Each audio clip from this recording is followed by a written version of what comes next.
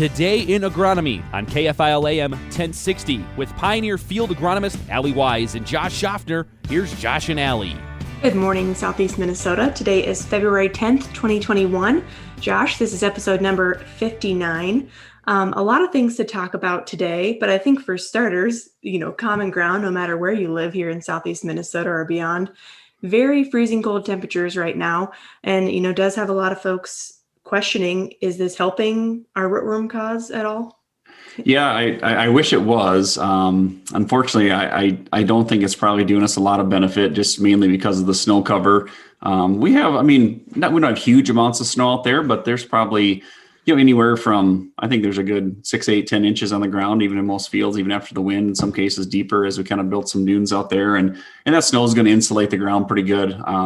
We really need to get ground temperatures down there, 3, 4, 5 plus inches, way down there, probably in the single digits or even to below zero. And we're definitely not getting that with the insulation layer we got there. But either way, it's cold. And I guess that's all we can do is say it. What we always say in Minnesota, it could be worse, right? It could be colder. Exactly. Yeah. The wind isn't blowing, just think of a nice comment to say around that. Yeah. But just quickly wanted to cover that. As we move into the rest of the show, though, we did want to dig a little deeper into the digital side of things. As we think of planning for 2021 or anytime we're planning, I think the digital piece certainly holds a lot of value in that arena. But on the flip side of that, there are also so many digital tools that are available in the marketplace right now. And I think that can kind of lead to some growers that get a little bit frustrated with digital on their farm. For one, they're just unsure of, I'm interested in digital, where should I get started? And then on the flip side of that, they do see the value in digital tools. So just, any thoughts around, advice for growers, they want to get started, where do they start? And then how can they just maybe take some of the stress out of digital across their operation? Yeah, that's a great kind of statement question there. And I think that frustration is real. And when I, talk to growers, it's, in our role, Allie, we get involved in digital a little bit. Can we be, maybe a digital contact lead with a grower that might be a little more, but the one thing at Corteva and Pioneer is we do have some great tools. And I think the one thing, that we might be able to offer up that can help, maybe alleviate some stress is our tools are very grower friendly. And I think maybe that's one thing that's unique about us is, growers basically get access to the tools the same way you or I do as an employee that has access to these tools, whether that be from field planning to, VRS, which is a variable seeding, which is a free service. And it can build into bigger things than that. But I think just the base level of it is really good. Growers can do their data management on their own. There doesn't have to be a middle person in there. We can help support that. But I think for growers that haven't been in our tools, I think the one thing that they'll see very quickly is there's a lot they can do on their own. And sometimes if they can eliminate maybe some middle persons, that might make some things easy. That's one thing that's unique about a lot of our digital offerings, Allie. Yeah, I thought that was a good take on it. And I think I just wanted to reiterate the ease of use, because that is really important. You look at, a lot of the things that our Corteva offering would offer, a lot of things that folks or operations are probably already doing. Maybe you're keeping track of your fields by an Excel, you have your documents that you print in a binder to put in every tractor cab or piece of equipment throughout the growing season. And I think what our system does is just simplify that for you. It's all in one place and allows you the ability to plan field by field. And then there's also, more in-depth digital tools that we can still find ease of use with, which kind of leads me to, I'm going to fire it back to you for another question. But so like we talked about the ease of use of our digital offering here at Pioneer and Corteva, but what's maybe one of the tools that really stands out in terms of ease of use around digital for us? Yeah, I think a couple things on the easy use. I think having everything being web-based, I think is just a huge advantage where, you can get on it from any computer. You don't have to, be on a computer everything's got to be downloaded on, whether you got your office computer or computer in the house, if you can get on the internet, you can get access to work with the tool.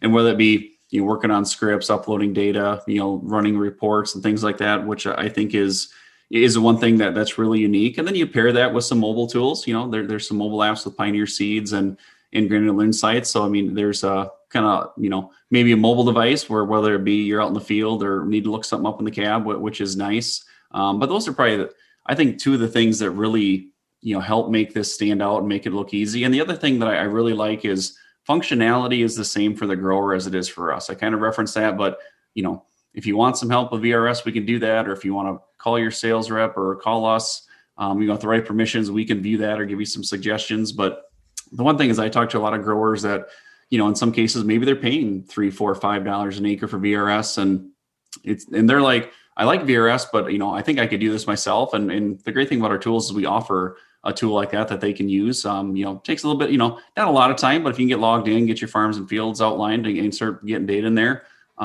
you can get a VRS script wrote really fast. And the other thing that's nice is you can make edits. So if you look at your farms and fields and say, hey, I don't know if I agree with that recommendation that was generated by the computer, I just know that part of the field, it's not right. You can make those edits where you don't gotta, kind of call somebody to make those changes. You can do that right on your own. So I think that's a few things that are really nice. Yeah, and those changes better than anyone as a customer. But as we dig into segment 2, I think we're just going to hop a little closer into dissecting the variable rate seeding tool available to you as a customer that we also use as employees. So when we come back from break, we'll dig a little deeper into VRS. Welcome back, listeners. Allie, there we kind of introduced the VRS topic here and digital ag a little bit in the first segment. We mentioned on the promo that we're going to have a guest, and we would like to welcome Kelly Herbick to the show. Kelly, welcome, and maybe first off, just give just a brief little background of your role and what you've been doing with the company. Yeah, you bet, and thanks for having me, Josh. So again, my name's Kelly Herbick. I am the area digital lead for Corteva. So I work with our entire Corteva digital ag portfolio, including the granular brand of products that maybe many people in the field are familiar with. I was a field agronomist working with you, actually, Josh, for a few years back in Minnesota, Wisconsin region. And I now operate here in the Northeast part of the country. So my geography, the thing I think is the main point for the people would be interested in, it tends to be the fringe. We wrap around the Corn Belt, and so we have a lot of really unique ag practices that happen throughout my entire geography. Oh, yeah. Well, great. We appreciate you taking time to join us. And I think we'll kind of jump right in here. And we talked a little bit about, Corteva and Pioneer's digital offer. Now we really want to kind of specifically talk about variable rate seeding. It's that kind of time of year where we're doing field plans and getting products placed and then really taking a look at, what we can do from variable rate seeding standpoint. And, when I think about VRS, there's some factors we always want to consider. And I think everyone looks at it a little bit different. But in your view, what are a few things we should really be looking at when we start developing a variable rate seeding script? Yeah, it's a good question. And I think variable rate seeding recs can get built a lot of different ways on a lot of different layers that really drive that seeding rec. The things that I think are really important, that you really trust the zones at which you're making that recommendation on. So if you're going to increase your seeding rate or decrease your seeding rate, you have to trust the reason or the underlying data behind the zone that you've got created that's driving that increase or that reduction. And then according to those zones, you have to have a really good yield target in place. So you can't really do a good job of variable rate seeding unless you have a good understanding and focus and understand the history associated with that field for what the true yield potential is within that boundary. And those two things, I think, are just really critical to making sure you've got a good agronomic seeding rec going out. Yeah, no, that's a good point. And any comments, one thing, where we're at Allie here in Southeast Minnesota, we have some farms that have a lot of variability. Some farms that if you really study that data out, you could create a high yield, mid yield, and low yield zone, but that range sometimes can get really narrow. Any comments on, as we look at field variability, maybe some fields that are a better target to improve ROI versus other farms? Kelly? The easy answer, Josh, is, your fields that have the most variability, obviously, are going to return your best results when it comes to variable rate seeding. I mean, that's the easy answer. I think what I look at and what gets missed a lot of times with operations that we work with are, yes, there's value in variable rate seeding within the field. There's also a ton of value in variable rate seeding across the operation. So from one boundary to the next, from one field to the next, understanding the yield target. And even if that's a pretty good, solid, flat rate yield target across the field, making sure you're making those changes on the fly from one field to the next is really going to help you at the end of the day get the best dollars and cents across the operation. Yeah, I think that's a great take on it. And I think, just taking this one step farther, in the first segment, Josh and I talked about, the digital arena in itself. There's a lot of tools and different markets for how we can create VRS, for example. But with Pioneer and Corteva Digital specifically, any key takes on what maybe sets our systems apart from others and how that makes it really easy to create some of these VRS scripts? Yeah, there's a couple things there, Allie. So first, I mentioned zones earlier, and I think our system, the way we're set up, we make it really easy to make sure we've got several good agronomic layers of data underlying that boundary to make good decisions from. So we've got, your LiDAR data, which gives us some of that elevation change that we tweak with the Sergo data to really refine some of that base underlying soil characteristics. We then can marry that or bring in the harvest data from the past, several years, make sure that that's cleaned and edited, and bring those layers together to define better zones. And so I think our zone creation process is as simple as it can be for a really complex process that happens behind the scenes. Beyond that, then, when we think about hybrid placement, at Pioneer, we talk a lot about right product, right placement.